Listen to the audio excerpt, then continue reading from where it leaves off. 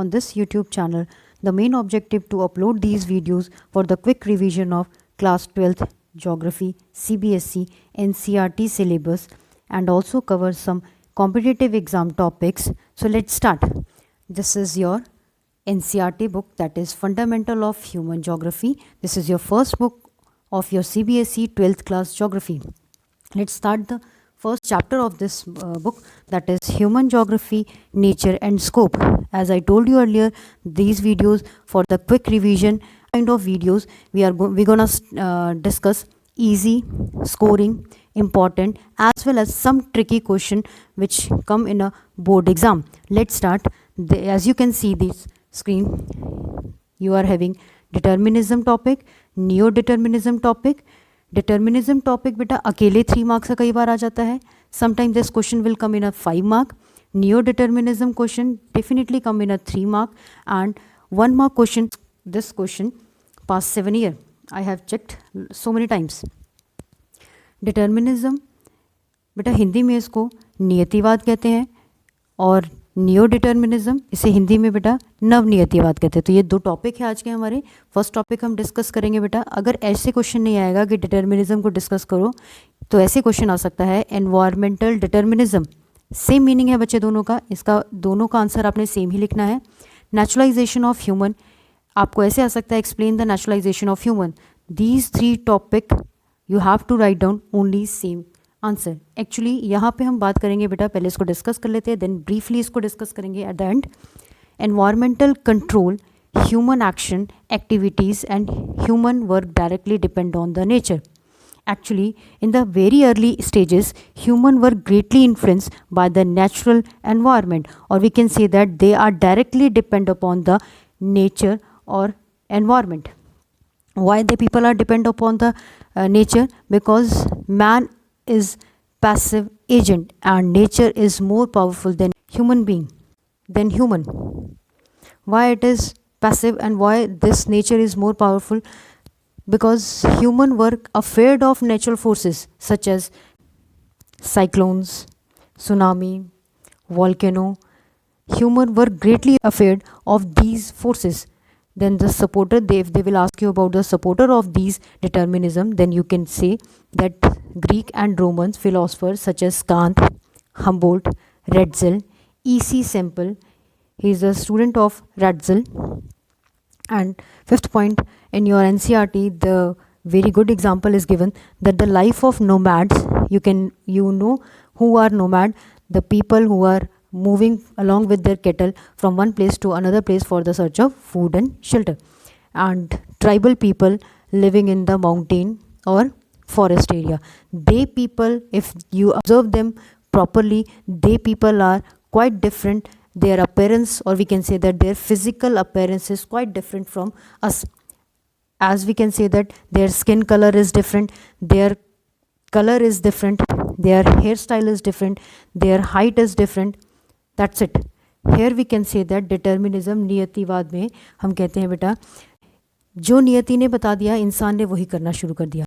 Nature control the human. Human are passive agent and nature are more powerful.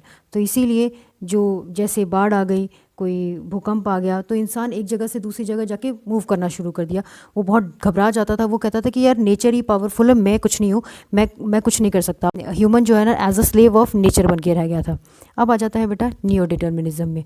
मैंने आपको बताया इसका दूसरा नेम है बेटा मिडिल पाथ. अब सबसे पहला क्वेश्चन 1 मार्क का आपको रेज होता है. Griffith Taylor introduce the concept of in the year of 1920. सबसे पहले आपको क्वेश्चन रेज होता है कि हु गेव दिस टर्म.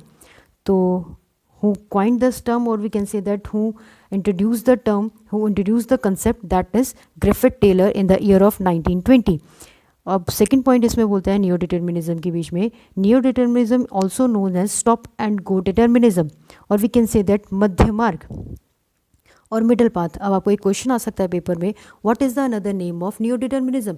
तो आप लिखेंगे उसके बीच में नियो डिटर्मिनिज्म का दूसरा नेम क्या है. Either you can write stop and go, if, और ये भी क्वेश्चन आ सकता है बच्चे आपको कि स्टॉप एंड गो को और क्या कहते हैं, तो आप उसमें लिख देंगे मध्य मार्ग और मिडिल पार्क. ठीक है.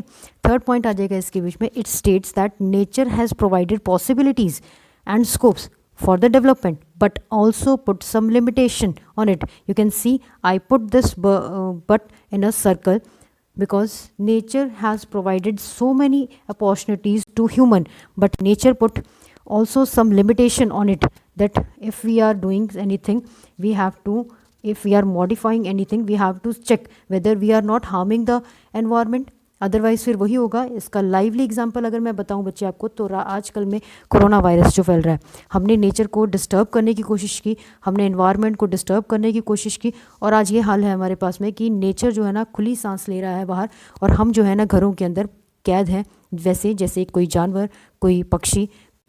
देन आ जाता है fourth point, concept says that these are neither absolute necessity or nor absolute freedom, which means human being can conquer nature by obtaining it.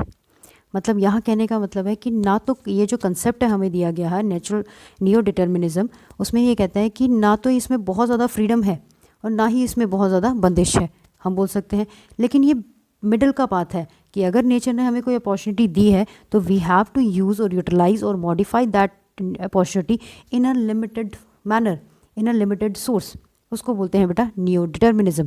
जैसे इसका एग्जांपल आ जाएगा आपके एनसीईआरटी में भी दिया होगा, जेब्रा क्रॉसिंग. जैसे आ जाएगा रेड लाइट, आपने देखा होगा कि जेब्रा क्रॉसिंग में it is indicated stop, we have to stop over there. Then amber light is for to get set, start होने के लिए हम लोगों को. Then green light is for the to go, stop, check whether the things are good for me, whether I am not harming the environment. Then we have to go, then we have to proceed, then we have to modify the things. That's it. Today we have discussed determinism and neo-determinism. Quickly एक minute में revise कर लेते हैं. Determinism जो है उसको नियतिवाद बोलते हैं. इंसान जो है ना नेचर का गुलाम है, जो नेचर ने कर दिया पिछले कई सालों में से वही इंसान करता आ रहा है. उसको सपोर्ट करने वाले जर्मनी के, ग्रीक के, रोम के, बहुत सारे यूरोपियन कंट्रीज़ के स्कॉलर्स थे, फिलोसफर्स थे, जिसमें नाम बहुत अच्छे से आता है हमारे पास में, रैटसल, हमबोल्ट, कांत, ईसी सैम्पल, इस तरीके. ह्यूमन जो था वो स्लेव था नेचर का. नेचर यहाँ पे बहुत ज़्यादा पावरफुल है डिटर्मिनिज्म में. यहाँ नियो डिटर्मिनिज्म में नेचर ने कुछ अपॉर्चुनिटीज़ दी. किसको अपॉर्चुनिटीज़ दी? उसने ह्यूमन को, कि भाई तुम्हें मैं अपॉर्चुनिटी दे रहा हूँ, चलो ठीक है तुम भी अपने आप को मॉडिफाई कर लो, लेकिन कुछ हद तक, ये नहीं कि तुम मेरे ऊपर ही हावी हो जाओ.